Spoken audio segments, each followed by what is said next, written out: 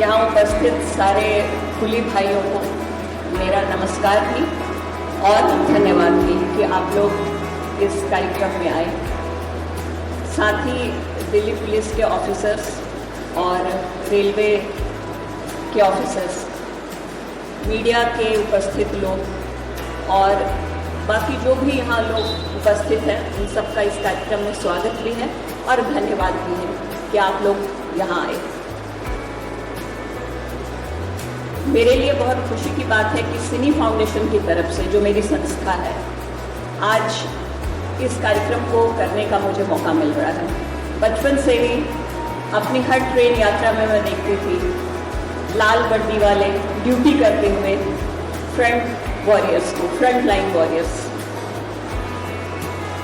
कुली पर हम लोग ऐसे भी लिखते थे, उनकी परेशानियों के बारे में भी लिखते थे, पढ़ते थे, क्लास में उसकी चर्चा की जाती थी, हमारे सिलेबस में होता था। तो ऑब्वियसली ये बहुत इम्पॉर्टेंट एक समुदाय है समाज का, जो पूरी दुनिया का भी बोझ उठाते हैं, अपने परिवार का भी उठाते हैं, अपने बच्चों की सारी परवरिश का दायित्व उठाते हैं। इसलिए आप लोगों के लिए कुछ करना मेरे लिए, मेरी संस्था सिनी फाउंडेशन के लिए बहुत ही सम्मान और सौभाग्य की बात है। जब लॉकडाउन हुआ, पूरे देश, पूरे संसार पे विपत्ति आई, आप लोगों पे भी आई होगी, पिछले साल भी, इस साल भी। पिछले साल लॉकडाउन हुआ, ट्रेनों का आवागमन रद्द कर दिया गया, उससे आप लोगों की रोजगार पे, आपकी रोजी रोटी पर बहुत असर हुआ। अब जब सब कुछ शुरू हुआ तो एक दूसरे तरफ का चैलेंज आया कि अपने आप को इस साल के विकराल कोरोना महामारी से बचाते हुए किस तरीके से अपने हेल्थ का ख्याल रखते हुए कि इन्फेक्शन नहीं हो, मास्क भी लगाना है, दूरी भी बनानी ज़रूरी है, अपने परिवार के लिए रोटी भी कमानी है, इन सबों का ख्याल रखते हुए फिर आप लोग डट गए। बहुत बहुत धन्यवाद आप लोगों का। पिछले साल जब लॉकडाउन हुआ तो पूरे देश में ये कहा जा रहा था कि कॉटन का जो 3 लेयर मास्क है उससे बचाव हो जाएगा। तो पूरे देश में, यहाँ तक कि हमारे माननीय प्रधानमंत्री जी ने भी हर माध्यम से ये कहा, डॉक्टर्स ने कहा कि 3 लेयर कॉटन के मास्क से बचाव होगा। मेरी फैक्ट्री कपड़े की है, मैं गारमेंट विदेशों में एक्सपोर्ट करती हूँ। मेरे स्टोर में कॉटन का कपड़ा रखा हुआ था जो हमने ऑर्डर्स बुक किया था उसके लिए। मेरे लिए मानव जीवन का मूल्य मेरे बिजनेस से कहीं ज़्यादा है।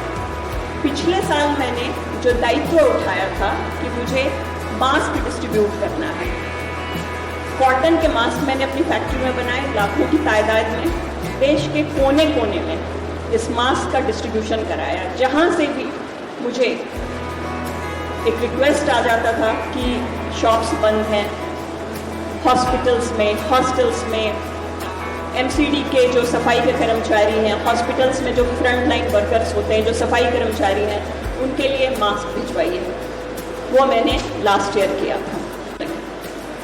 आप लोगों के लिए जो मेरे मन में करने की इच्छा है वो ये है कि सिर्फ मास्क ही नहीं, मैं आप लोगों के लिए जो प्रोग्राम करूँ उसमें थोड़ी सी अपनी तरफ से आप लोगों को ये बता दूं कि इम्यूनिटी बूस्ट करना इस बीमारी से लड़ने के लिए सबसे ज़रूरी है। इसीलिए मास्क के साथ इम्यूनिटी बूस्टर किट भी दिया जा रहा है। उससे आप अपने हेल्थ का भी ख्याल रखेंगे, आपको जो अभी एक समझ में आएगा कि किस तरीके से अपने को मजबूत बनाएंगे, तो आपके कंधे मजबूत होंगे। ना सिर्फ आप अपने ड्यूटी के दौरान लोगों का बोझ उठाएंगे, बल्कि अपने परिवार और घर वालों के भी सारे दायित्वों को उठाएंगे। तो ये प्रोग्राम जो आज का है वो आप लोगों के लिए भी है, न सिर्फ इम्यूनिटी बूस्टर किट के लिए, बल्कि ये समझाने के लिए कि आप कितने इम्पोर्टेंट हैं समाज के लिए भी और परिवार के लिए भी।